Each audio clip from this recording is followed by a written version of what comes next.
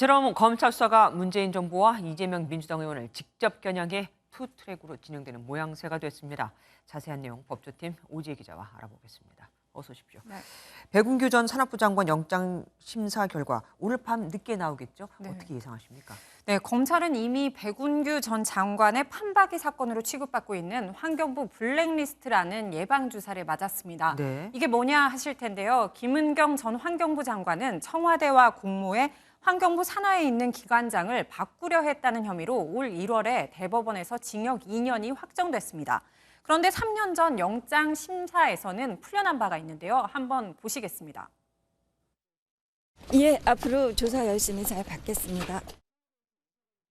법원은 김 전 장관이 퇴직해서 관련자와의 접촉이 쉽지 않은 점, 또 일련의 인사수요 파악으로 감안해 다툼의 여지가 있다고 풀어줬습니다. 네. 검찰이 여기에 대비해 증거와 진술을 확보했을 테니 영장 발부에 좀 더 무게가 실리고 있습니다. 하지만 김 전 장관처럼 도주나 증거인멸 우려가 없어서 방어권 차원에서 기각될 가능성도 배제할 수는 없습니다. 네. 그런데 갑자기 검찰 수사선상에 박상혁 의원 이야기가 툭 튀어나왔습니다. 네. 정치권이 시끄러운데 왜 그런 겁니까? 네, 이것도 환경부 블랙리스트에 비교해서 간단히 설명드리겠습니다. 네. 환경부 산하 기관장에 청와대 추천 인사를 앉히기 위해 청와대와 환경부 간에 조율한 인물이 있습니다. 바로 신미숙 전 청와대 균형 인사비서관인데요. 네, 맞습니다. 네, 이 검찰은 신 전 비서관의 역할을 박상혁 의원이 청와대 행정관 재직 당시에 했다고 판단하고 있습니다. 아, 그러니까 박 의원이 청와대 대통령 인사비서관실에서 근무하면서 산업부하고 청와대 사이를 오갔다. 뭐 이 얘기네요. 네, 맞습니다. 검찰은 백 전 장관의 신병을 확보한 뒤에 그래서 참고인 신분으로 이 박 의원의 소환 일정을 확정한다는 계획입니다. 네. 백 전 장관의 영장이 기각되면 불가피하게 숨고르기를 해야 돼서 수사에는 차질이 예상되고요. 반면 영장이 발부되면 박 의원 조사 뒤에 기소 여부에 따라 당시 대통령 인사비서관 등 윗선 조사까지 확대될 수 있습니다. 네. 그런데 앞서 환경부 블랙리스트는 신 전 비서관 윗선 개입, 그러니까 인사수석까지 그 여부는 밝히지 못했습니다. 그러니까 그 윗선의 정점에 문재인 전 대통령이 있으니까 민주당이 저렇게 발끈하고 있는 겁니다. 네네. 여기에 문재인 정부 여성가족부 마지막 장차관도 소환이 됐더라고요, 검찰에. 오 기자 혹시 보셨습니까?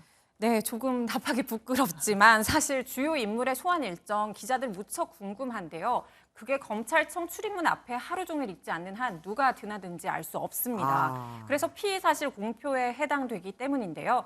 다만 서울중앙지검이 정영애 전 여가부 장관과 김경선 전 여가부 차관을 상대로 최근 피의자 조사를 마친 것으로 확인됐습니다. 여가부가 대선을 앞두고 더불어민주당의 공약 개발을 불법 지원했다는 혐의인데요. 예. 여가부 측은 통상 정부의 공약 지원은 관행이라고 해명한 것으로 알려졌고요.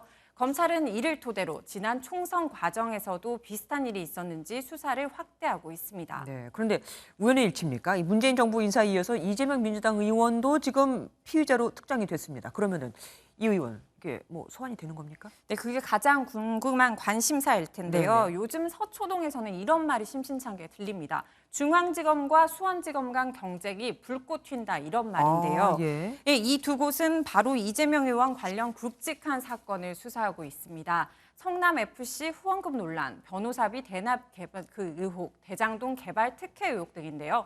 관련 의혹과 고발은 난무하지만 대선 일정 등으로 이 의원에 대해서는 서면 조사도 없었던 것으로 알려졌습니다. 그런데 지금은 수원과 중앙지검 누가 먼저 이 의원을 소환하느냐가 관심입니다. 네. 수사 실무를 담당하는 부장검사 인사가 이르면 다음 주에 예정됐는데요.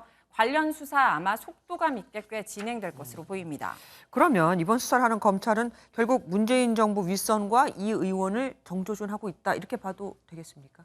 네, 앞서 보신 것처럼 벌써부터 정치 검찰이다. 보복 수사 논란 벌써 시끌시끌하죠. 네. 한동훈 법무부 장관 그래서 취임 전부터 진영을 가리지 않고 나쁜 놈만 잡으면 된다며 검찰 수사에 대해 이렇게 말한 적이 있습니다. 들어보시겠습니다.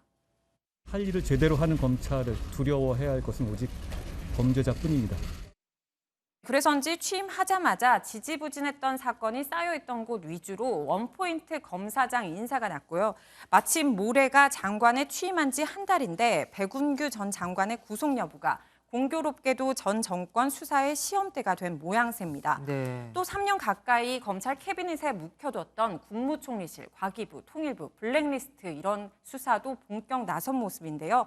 검찰은 각 부처의 수사 협조를 부탁한 것으로 알려졌는데 앞으로 상황 한번 지켜봐야겠습니다. 예, 뉴스추적 오지혜 기자와 함께했습니다. 고맙습니다.